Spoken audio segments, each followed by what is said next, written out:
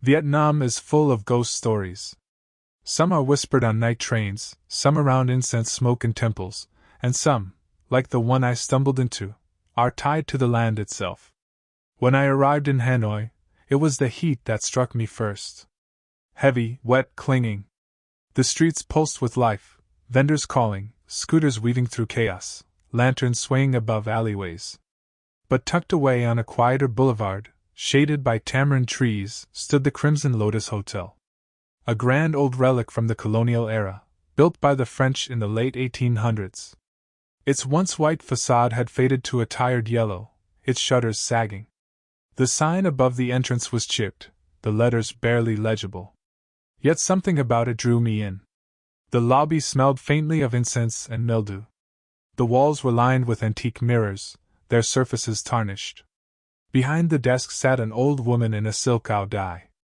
She barely looked up as I approached, her voice thin and brittle when she spoke. "One night?" she asked. I nodded. "Yes. Just one."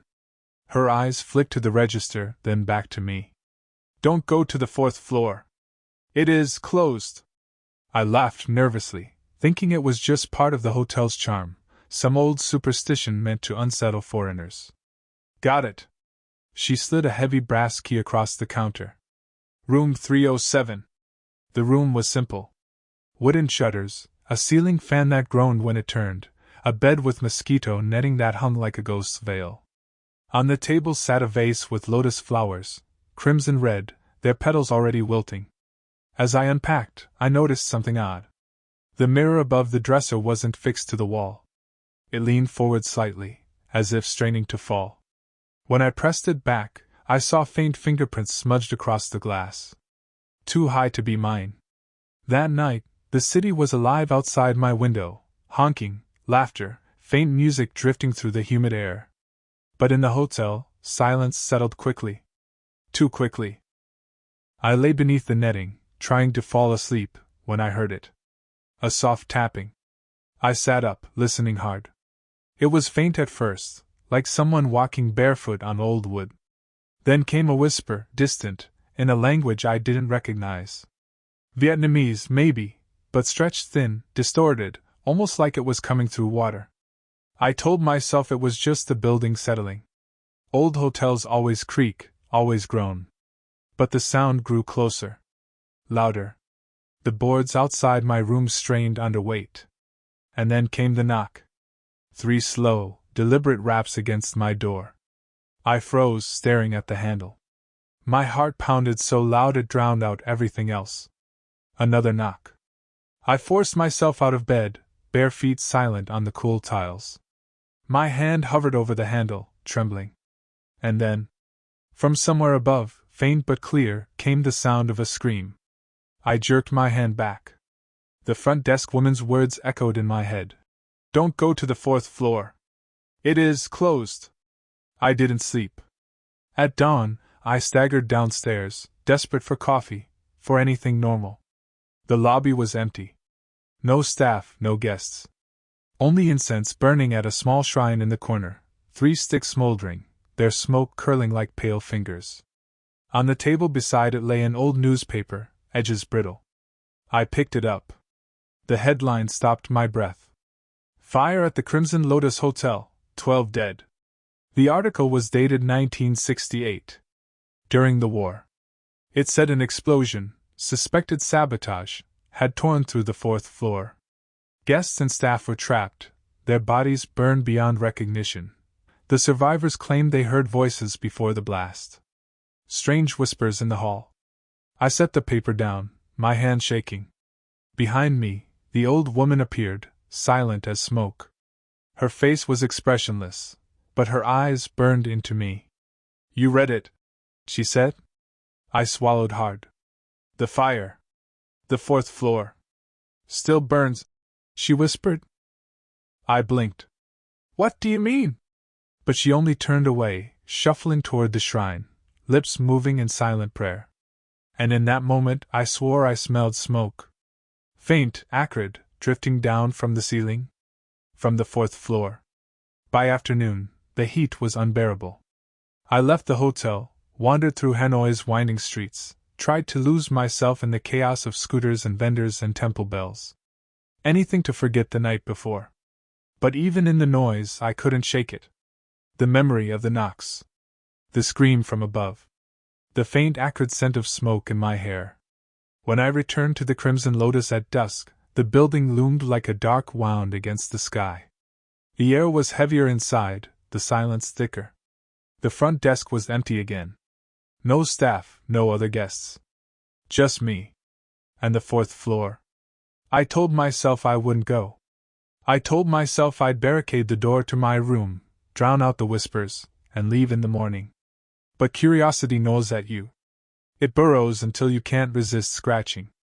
By midnight, I was standing at the foot of the staircase. The lights on the third floor flickered weakly. Above, the fourth floor was swallowed in darkness. A chain stretched across the stairwell, a crude sign dangling, closed. The air smelled of mildew and faintly, yes, smoke. I stepped over the chain. Each stair groaned beneath my weight, the sound too loud in the suffocating silence. My flashlight beam cut through the dark, dust swirling in its path.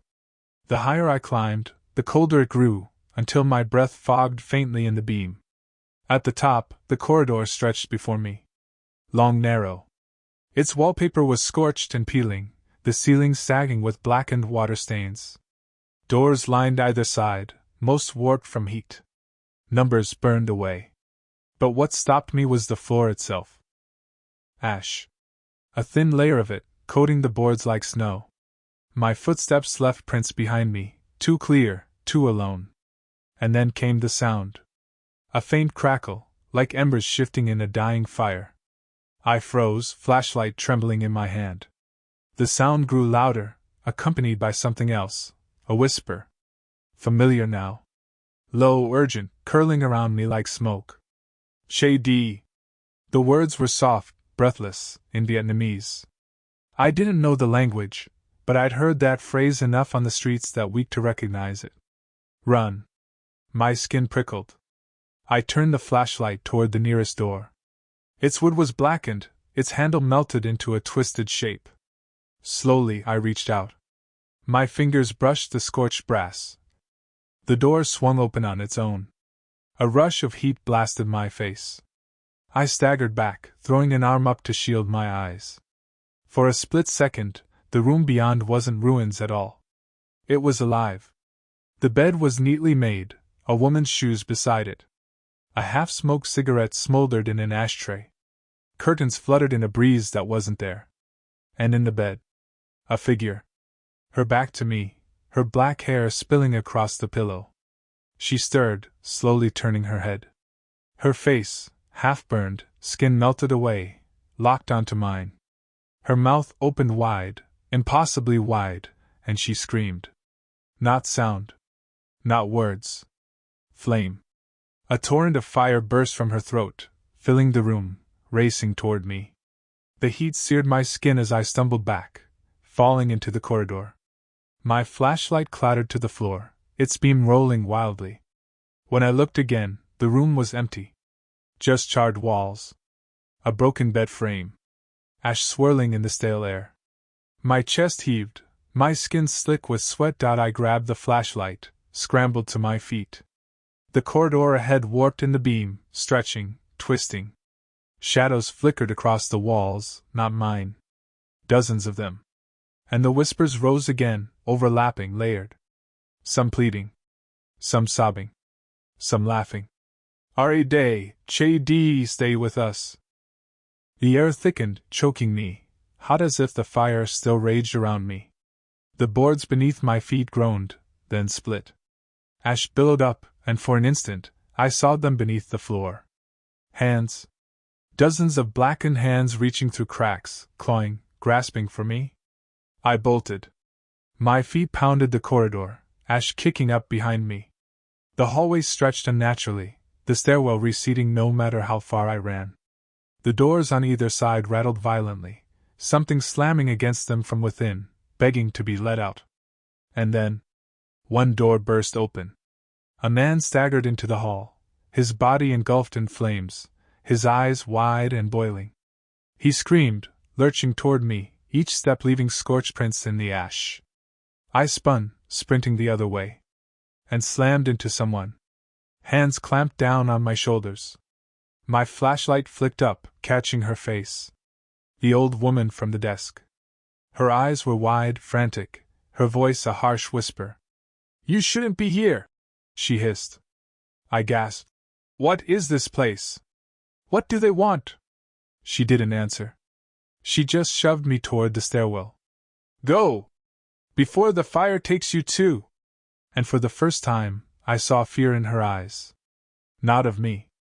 Of what was behind me. The old woman's grip was surprisingly strong.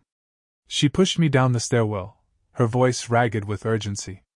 "Do not look back! Do not stop!"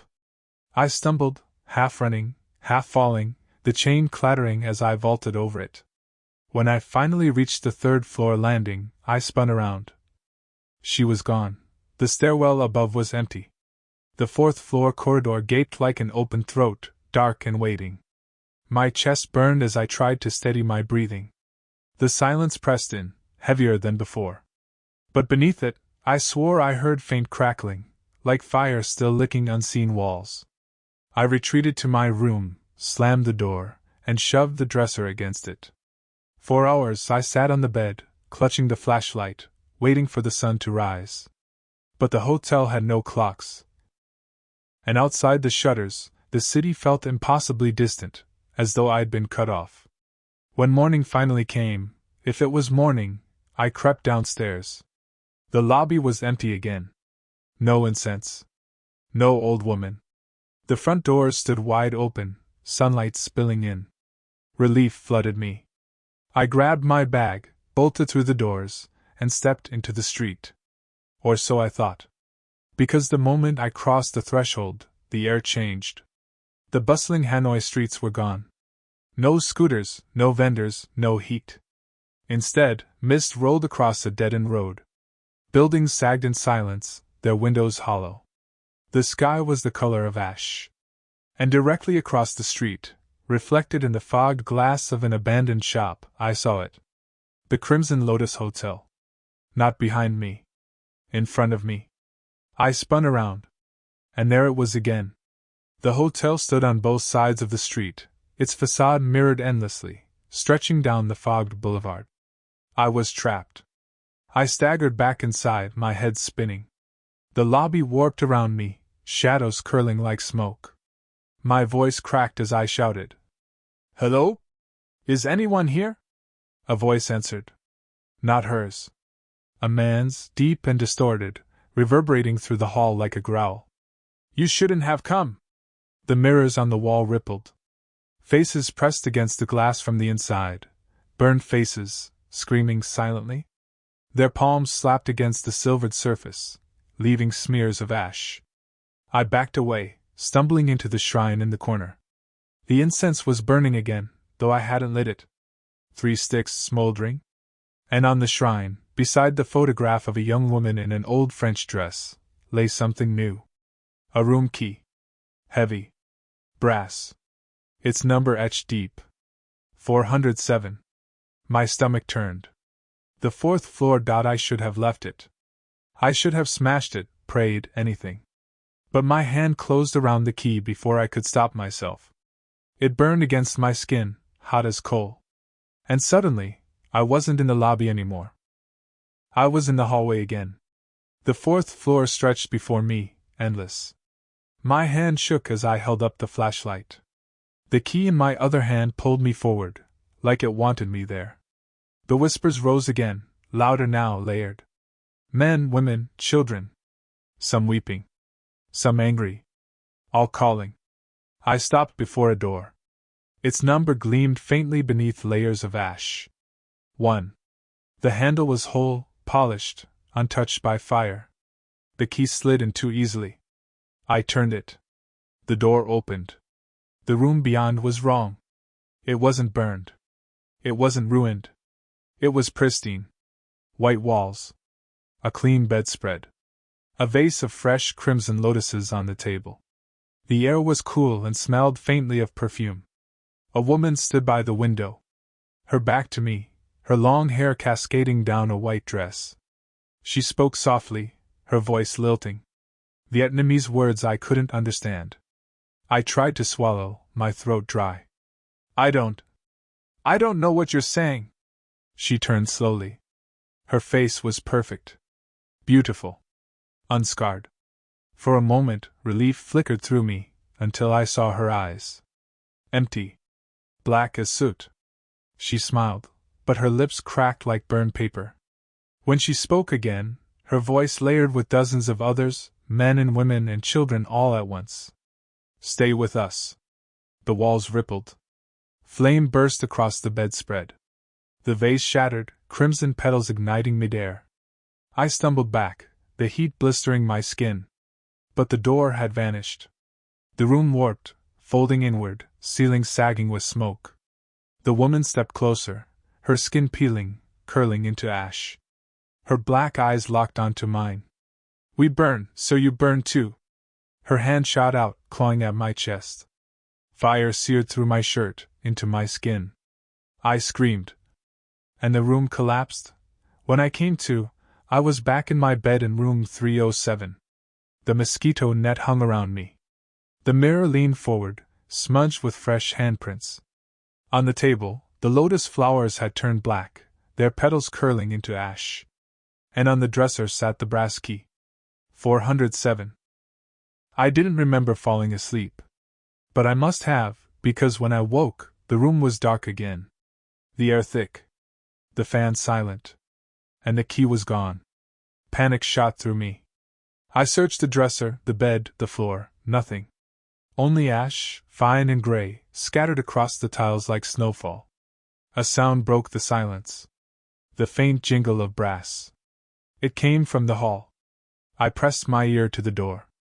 The corridor was silent, but then, 3 slow knocks rattled the wood. My blood froze.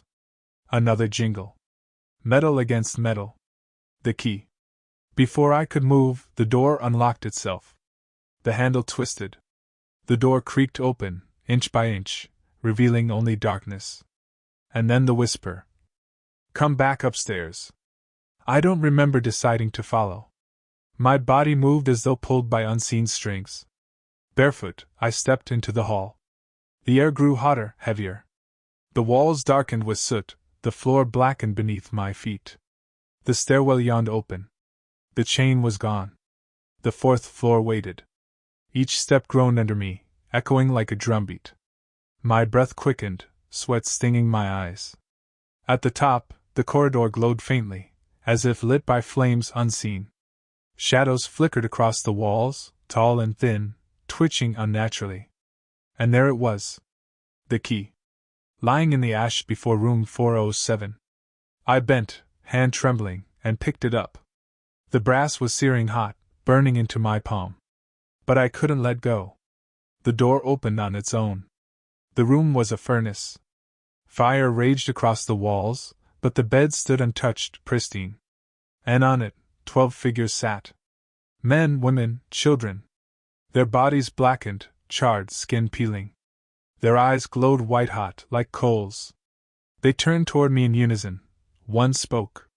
A man with half his jaw missing, words spilling in a gurgling hiss. You shouldn't have come.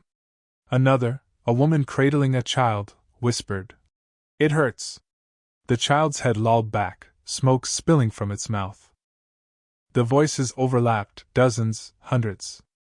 Pleading, sobbing, laughing, screaming. Stay with us. We burn, so you burn.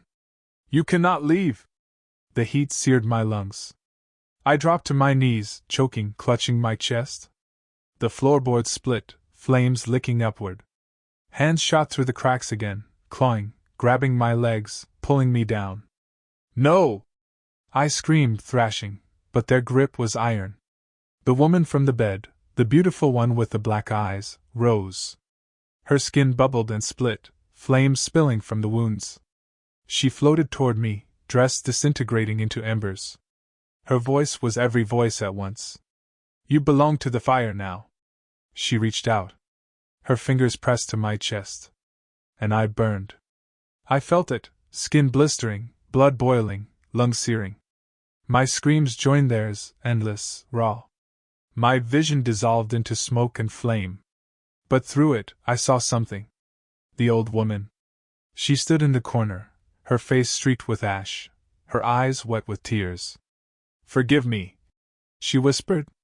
"I keep the fire fed, so it doesn't spread." Our eyes locked. And then I understood. The Crimson Lotus wasn't just haunted. It was hungry. A wound from the war, never healed. The spirits were trapped, forever burning, and the hotel demanded more. Guests. Wanderers. Me. She had tried to warn me. But I hadn't listened. The flames consumed everything. And then, silence. I woke in the lobby. The incense smoldered at the shrine. The newspaper lay folded, headlines screaming about the fire of 1968. The old woman sat behind the desk, her face calm, her hands folded. "You survived," she said softly. I staggered to my feet, throat raw, skin blistered with phantom burns. What happened? Am I alive?" Her eyes flicked to the key in my hand. 407. Her voice was almost tender. "Alive, enough." I looked around. The lobby was brighter now. The mirrors gleamed, their surfaces smooth. No faces. No screams. But when I leaned closer, I saw my reflection. And behind me, 12 charred figures. Now that you know what happened there, let me tell you about another chilling encounter. Japan was supposed to be peaceful. That's what I told myself when I booked a room at a mountain Ryokan outside Nagano. A quiet retreat, an escape from Tokyo's chaos, a few nights in the woods with nothing but silence and pine trees. The train dropped me off at a near-empty station. A bus wound up the mountain road, through forests so dense the sunlight barely touched the ground. By the time I arrived, dusk had already fallen. The Ryokan was beautiful, at first glance. Wooden beams, sliding shoji doors, lanterns glowing faintly at the entrance. A carved sign hung above the door, weathered but still legible. Yamazaki Ryokan. But there was something off. The silence. Too deep, too heavy, like the forest itself was holding its breath. No cicadas, no wind. Just the crunch of gravel under my shoes. Inside, the air smelled faintly of cedar and something else, old incense, burned too long ago. An elderly man greeted me at the desk. His back was bent, his hands trembling as he slid the register forward. "One night?" he asked. "Yes," I said. "One night." He nodded slowly, his eyes not meeting mine. "The mountain keeps secrets. Please, do not wander at night." I forced a smile. "Understood." He slid a key across the desk. The tag was wood, carved with a single character, 6. "Room 6. He whispered. The room was simple but perfect. Tatami mats, a futon neatly laid out, a low table with tea already prepared. The sliding doors opened to a veranda overlooking the forest. But as I stepped outside, the silence struck me again. No wind. No insects. Just the towering silhouettes of pines, their branches unmoving. I closed the door quickly. That night, after the hot spring bath, I settled into the futon. The silence pressed against me. I should have felt relaxed, but the air was too still, too heavy. Sleep didn't come easily. At some point, I woke to a sound. A soft dragging. Like cloth against wood. I sat up, heart pounding. The room was dark, the lantern extinguished. Moonlight filtered through the shoji doors, pale and cold. The sound came again. From the veranda. Slow. Deliberate. Something, or someone, moving just outside. I crept forward, every step on the Tatami-to loud in the silence. My hand trembled as I slid the door open a fraction. The veranda was empty. The forest beyond was motionless.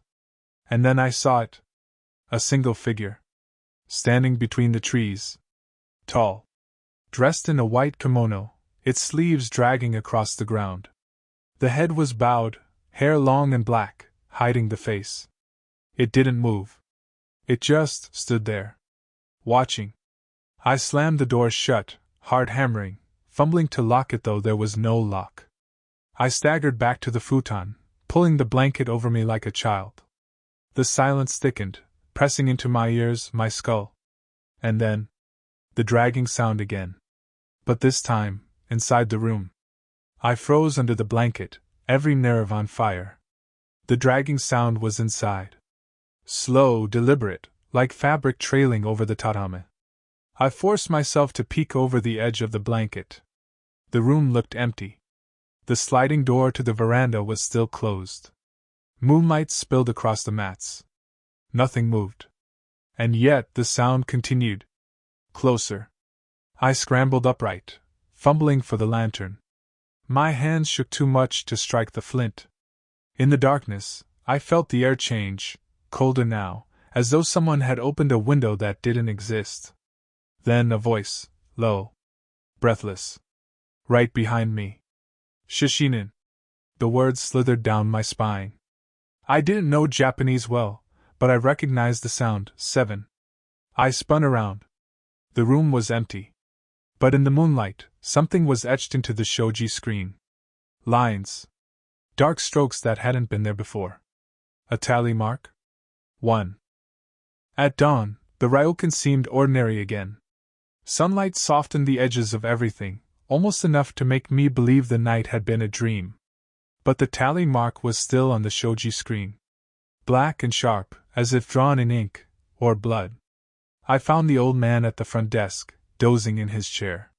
He jolted awake when he saw me. You look pale, he said.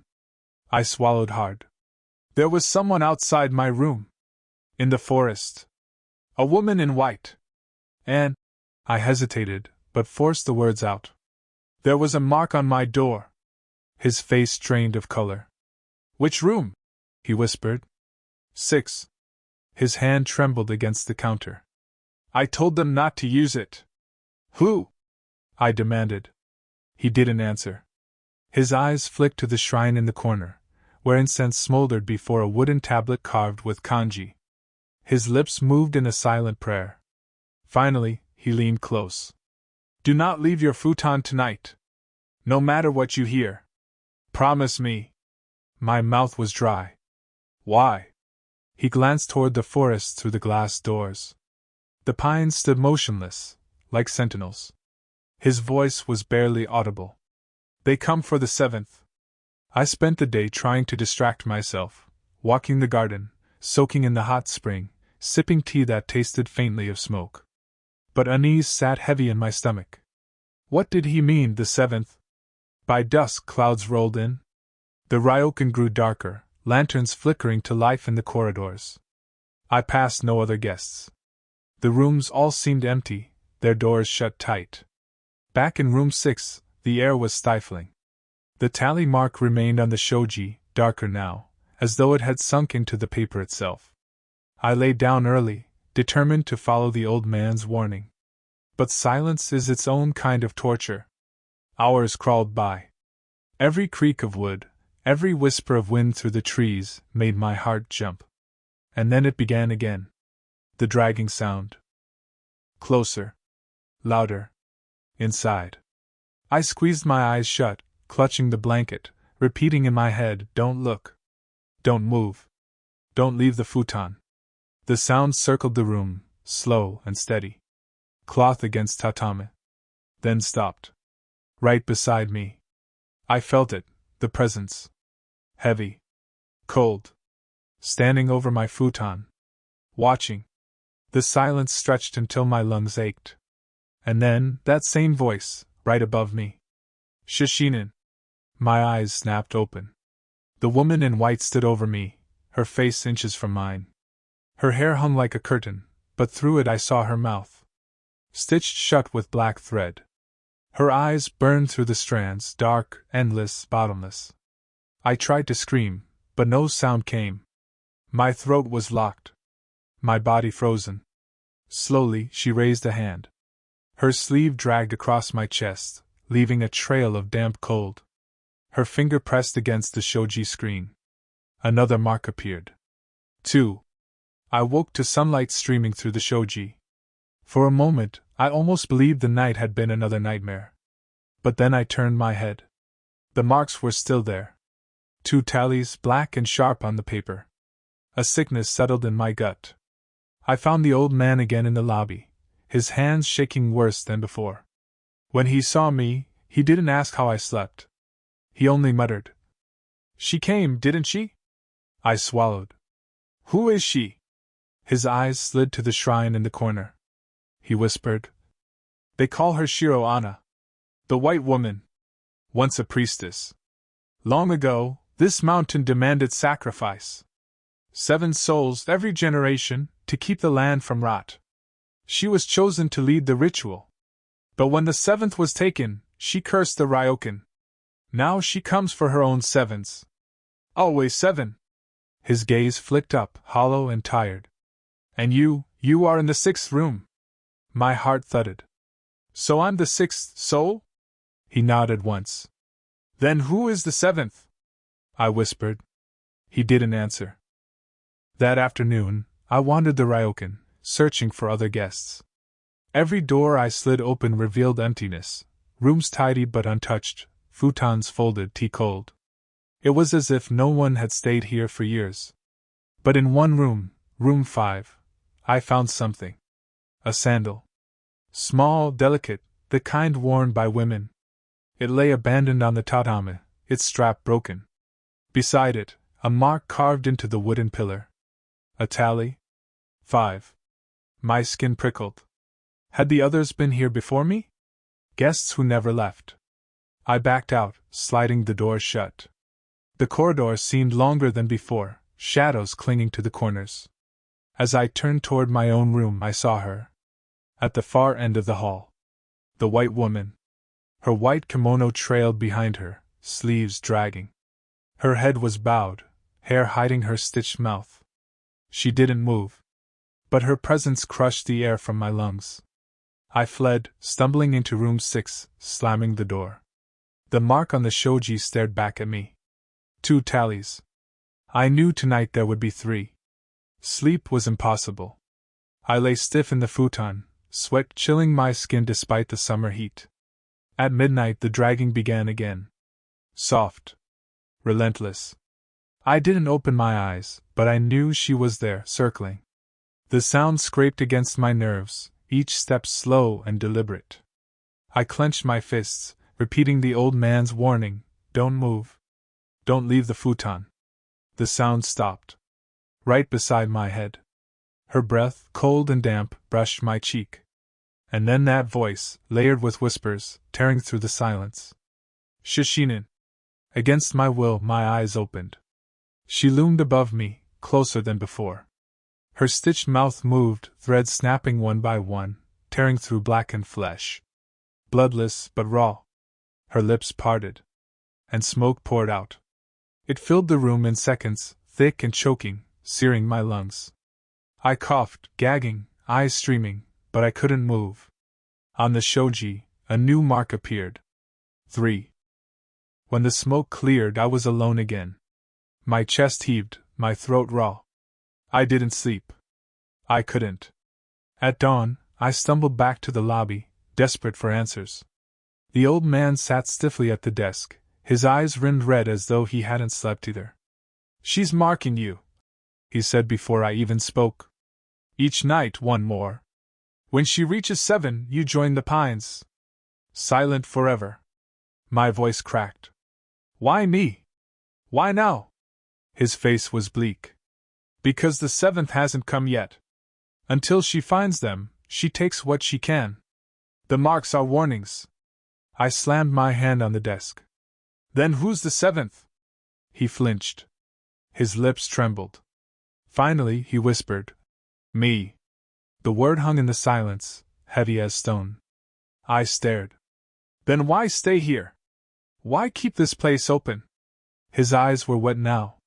"Because if I leave, she takes the mountain. She takes everyone. The Ryokan binds her hunger. 1 generation 7 souls, instead of thousands." His voice cracked on the last word. And for the first time, I felt pity. But pity didn't erase the tally marks carved into my fate. That night, I tried something different. I didn't lie in the futon. I sat upright, clutching the lantern, waiting. When the dragging began, I raised the light. The flame flickered wildly, throwing shadows across the tatami. The white woman stepped into view. Her face was fully visible now, the stitches broken, lips torn wide. Her black eyes burned, endless voids. She moved closer, sleeves brushing the floor, voice spilling like a chant. Shishinin, shishinin. The marks carved themselves into the shoji, one after another. 4, 5, 6. The lantern flickered out. I was plunged into darkness. And in it, I heard her final whisper. The 7th comes tomorrow. The morning after, the Ryokan felt different. The halls were empty as always, but there was no stillness, no fragile balance. The air was thick, humming with a vibration I could feel in my bones. Even the forest beyond the windows seemed to lean closer, the pines bent under some invisible weight. The old man waited for me in the lobby. He didn't look surprised to see me awake.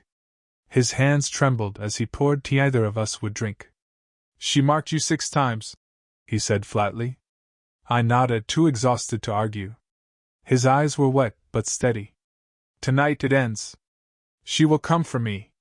The 7th. You must not interfere. Why? My voice broke. Why let yourself die for this place? His lips twisted into something like a smile. Because I've lived long enough. And because if I don't, you will take my place. The words hit me like a blow. He leaned closer, whispering. She doesn't care who the 7th is. Only that there are 7. 1 generation, 1 cycle. If I hide, if I resist, she will finish her count with you. I stared at him, my skin crawling. He was offering himself as the sacrifice. Willingly. You're just going to sit there? I hissed. He closed his eyes. It is the only way. The day dragged by in suffocating silence. I couldn't bring myself to leave. Even stepping into the garden felt impossible. The pines pressed in too tightly, their dark branches twitching though no wind blew. Back in room 6, the shoji bore 6 tallies, black strokes gouged deep into the paper. I avoided looking at them, but I could feel them, like open wounds on the wall. I tried to sleep through the afternoon, but every time I closed my eyes I saw her face, the broken stitches, the mouth torn open, the endless void of her eyes.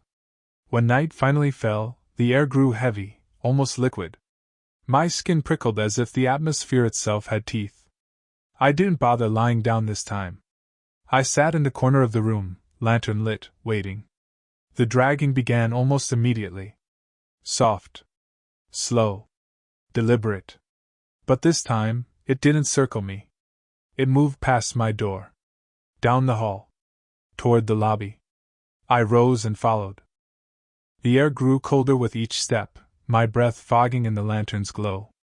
The corridor stretched unnaturally long, shadows writhing against the walls. When I reached the lobby, I stopped dead. The old man sat behind the desk, just as he had every day.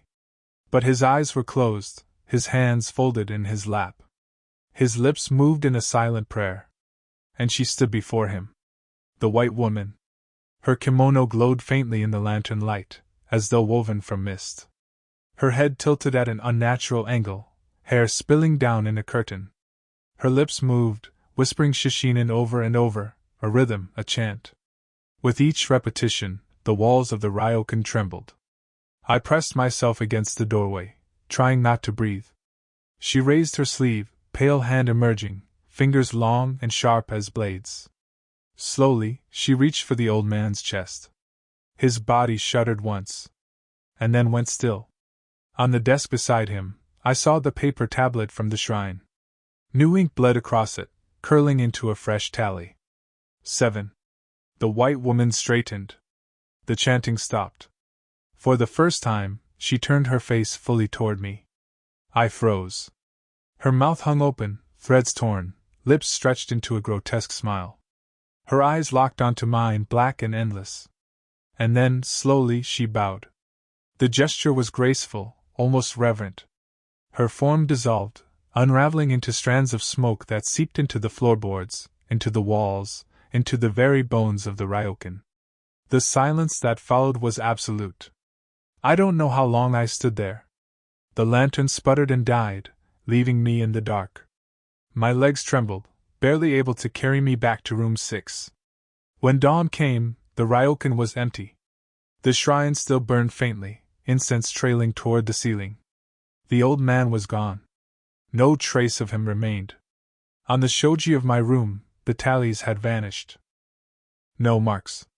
No sign she had ever been there. I left as soon as I could, dragging my bag through the empty halls. The pines loomed silent as I stepped outside, their branches still, their shadows deep. The mountain road stretched before me, the first bus hours away. As I walked, I looked back one last time. The Ryokan stood quiet among the trees, its white walls glowing in the morning light. Peaceful. Ordinary. But I knew better. It was waiting. For the next 7. Now that you know what happened there, let me tell you about another chilling encounter. I didn't plan on spending the night at the Blackrock Hotel. The storm had caught me off the ring of Kerry, wind tearing at my jacket and rain slicing sideways. The small village I'd intended to reach was abandoned. Every building shuttered. Every light out. Then I saw it. A dim glow atop the cliffs, the Blackrock Hotel. An imposing structure of dark stone, perched like a sentinel over the Atlantic. Its windows were lit with a flickering, golden glow, promising warmth and safety. I had no choice. Inside, the hotel smelled of old wood and salt. The lobby was massive but empty, lit by wrought iron chandeliers and lined with portraits whose subjects seemed to follow my every movement. I tried to shake the unease, blaming the storm for making the place feel off. An elderly man appeared from a side corridor. He wore a thick wool sweater, eyes gray and deep-set, lined with decades of something I couldn't name. "One room for the night?" I asked. He didn't smile. He said, his voice hollow. "Room 12. Top floor. But stay away from the east wing. You'll know it when you see it." I laughed nervously, thinking it was a joke. But there was no amusement in his eyes. He handed me a brass key, heavy and cold. "Top floor," he repeated. "Room 12. The room itself was elegant but stifling. Dark mahogany paneling, a canopy bed draped in heavy curtains, and a window that looked out over jagged cliffs disappearing into the foggy sea below. I tried to settle in, but the room felt alive. The shadows shifted too smoothly across the walls, and every creak of the floorboards sounded deliberate, as if someone, or something, were pacing just outside the door. The storm raged on, the wind howling like the cries of old ghosts. I tried to sleep, telling myself it was just the wind. But then I heard it. A soft tap. Tap, tap, tap. It came from the floor above me. I froze. The hotel was supposed to be empty above the top floor. Room 12 was the last one. Tap, tap, tap. Slow. Deliberate. Like someone walking on wooden boards barefoot. I pressed my ear to the wall. The tapping moved across the hall. Then it stopped. Silence. Then a whisper. Low, unintelligible. A guttural voice, speaking some language I didn't recognize. I backed away from the wall, my heart hammering. And then came a knock on my door. 3 slow, deliberate raps. I didn't move. My hands shook, my stomach knotted. The door handle rattled. The brass key slid across the floor by itself, landing at my feet. I wanted to run. I wanted to leave, but my legs wouldn't cooperate. It was as if the room itself held me in place. And then I saw her. Standing in the shadows at the foot of the bed, a woman in a long black dress. Her hair hung in wet strands over her face and her eyes. I can't describe her eyes. Dark, endless pits that made my stomach turn. She didn't move. She didn't speak. But I could feel her, a presence pressing down on my chest, making it hard to breathe. I blinked. And she was gone. But the whispers didn't stop. "Leave, leave, leave!" And in the corner of the room, I noticed a mark on the floorboards. A deep scratch, forming the number 12. I hadn't carved it. I hadn't touched it. But it was there. And then the door slammed shut. I spent the rest of the night sitting on the edge of the bed, listening. The wind outside had died down, leaving a heavy silence. Yet inside the hotel, I could hear movement, whispers, soft footsteps, doors opening and closing down the long dark hall. At some point, I drifted in and out of sleep.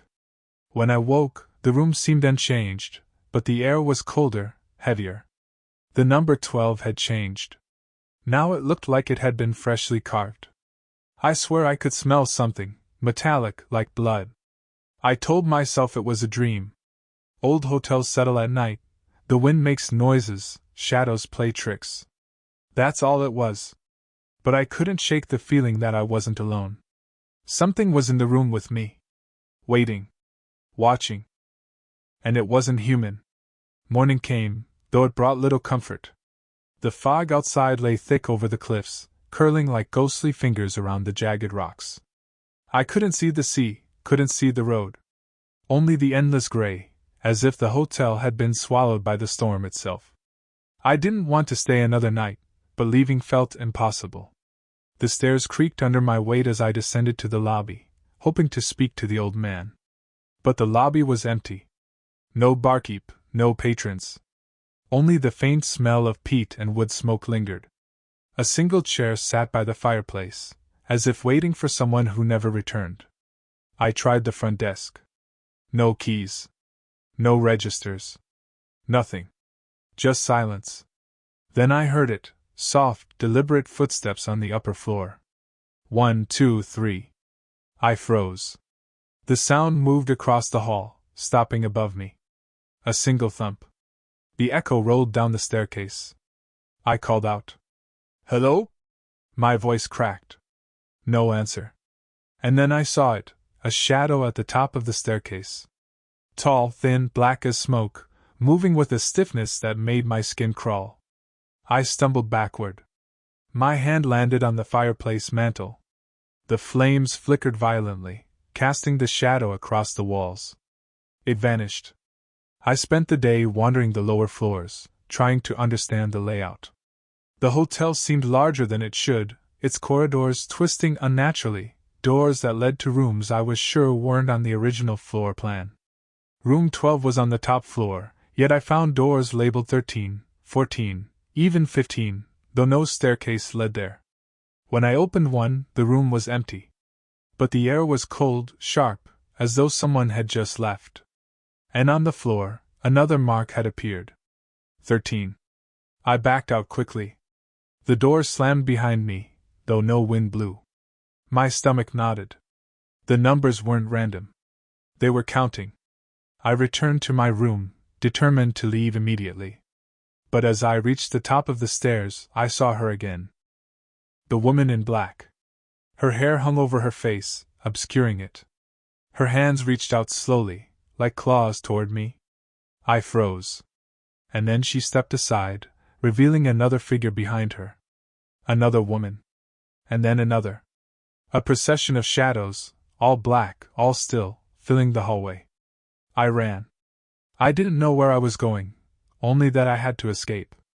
The stairwell seemed longer than before. Every step echoed with whispers, chanting a single word over and over. 12, 13, 14. Back in my room, I tried to barricade myself. The brass key felt heavier in my hand, almost alive. I placed it on the dresser, hoping it was some sort of talisman, though I had no idea against what. And then I noticed something else. The mirrors. Every mirror in the room was fogged, except for one, a tall, full-length mirror by the wardrobe. And in it, I didn't see myself. I saw her. The woman in black, standing just behind me, her mouth moving as if she were whispering into my ear. I spun around. Nothing. The room was empty. But the mirror didn't lie. She was there. I couldn't breathe. I couldn't move. And then, slowly, the numbers appeared. Across the mirror, etched as if by a fingernail in the condensation. 14. 15. 16.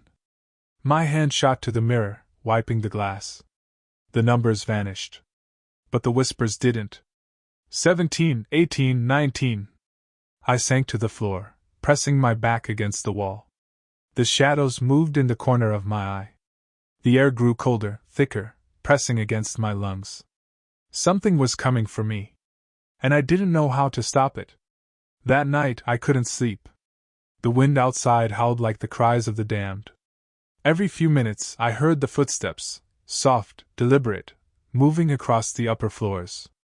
The whispers were constant now, a chorus of voices, some pleading, some angry, some laughing. I clutched the brass key, praying it meant something, anything. And then the door to room 12 opened on its own. A cold draft swept through the room, carrying a faint smell of blood and decay. I froze as the shadow appeared at the threshold. Her hair fell away from her face. Eyes black as void, stitched mouth torn into a grotesque smile. She whispered my name. And I knew I wouldn't sleep again. I spent the next day in a daze, wandering the lower floors like a ghost myself. I couldn't leave the hotel. It was as if the building had swallowed the road, the cliffs, the storm itself. Every hallway looked the same, twisting impossibly, doors appearing where they shouldn't, corridors looping back on themselves. I finally found a library on the ground floor, dust-laden shelves filled with leather-bound books. Most were journals, faded maps, or local history. One caught my eye, a journal labeled Dunrath and Blackrock Records 1820 to 1900. I opened it. The entries were disturbing. Guests had disappeared over the years. Families, travelers, priests, even hotel staff. All vanished without a trace. Each disappearance mentioned the same thing, a room on the top floor, and numbers scratched on walls or mirrors. The Blackrock Hotel counts its own. One entry read. The shadows take what they need. The stairwell knows who is next. I slammed the book shut, my hands trembling. It all made sense.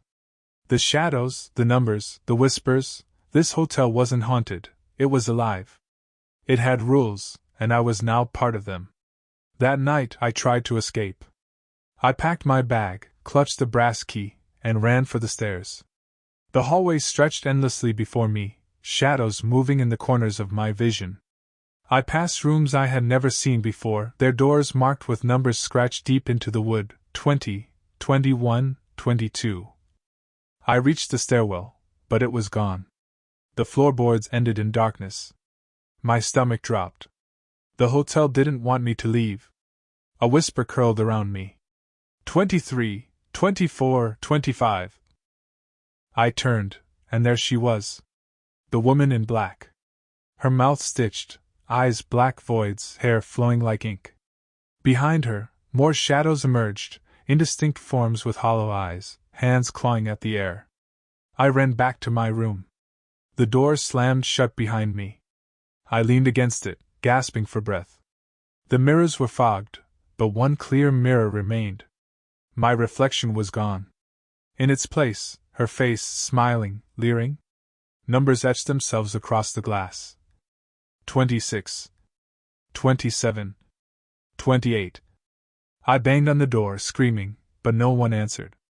No barkeep, no staff, no guests. Only the whispers.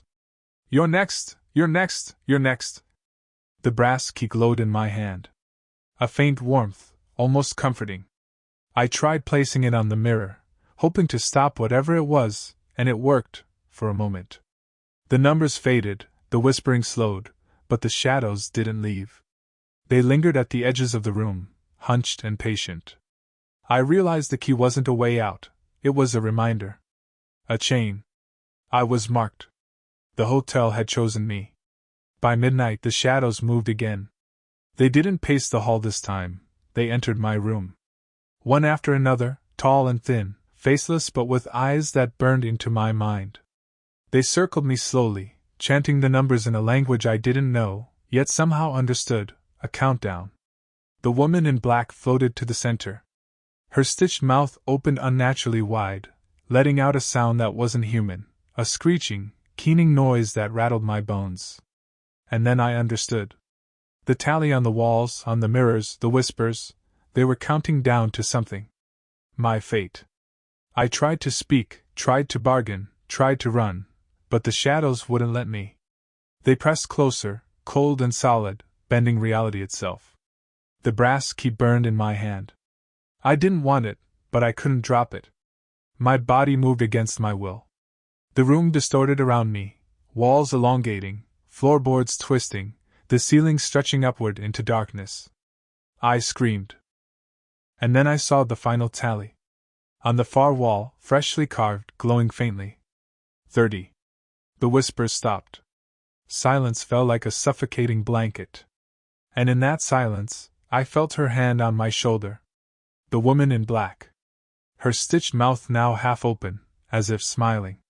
You belong to the hotel now, she whispered. I didn't resist. I couldn't.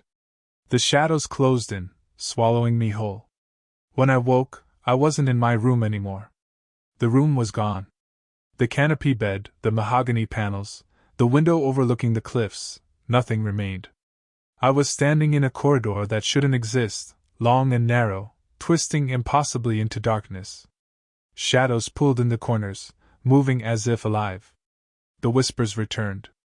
But now they were a chorus of voices, some screaming, some crying, some laughing.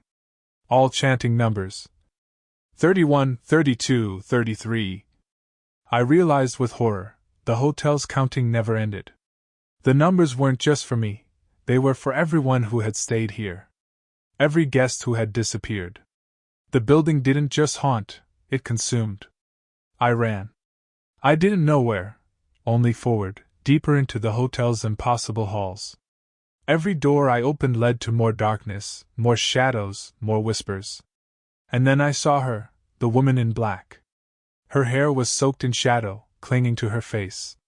Her eyes were infinite voids, pulling at me, bending the walls around her. Her stitched mouth moved, releasing a sound that tore the air apart. You cannot leave, she hissed. The shadows swarmed, forming walls of black between me and the exits. I tried the brass key. The warmth returned to my hand, pulsing like a heartbeat. I held it aloft, hoping, praying, it would do something. It did. The shadows recoiled slightly, shrieking in a chorus of distorted voices. The woman in black paused, tilting her head, and I ran. I ran through hallways that looped impossibly, corridors that seemed to go on forever, doors that led nowhere. And then, a staircase appeared. A staircase that looked normal. Wooden rails, polished steps, leading upward. I ran, my legs burning. The wind hit me as I reached the roof. The storm had returned, wind howling around me. Rain lashed against my face. Below, the cliffs dropped into the dark Atlantic, waves crashing violently.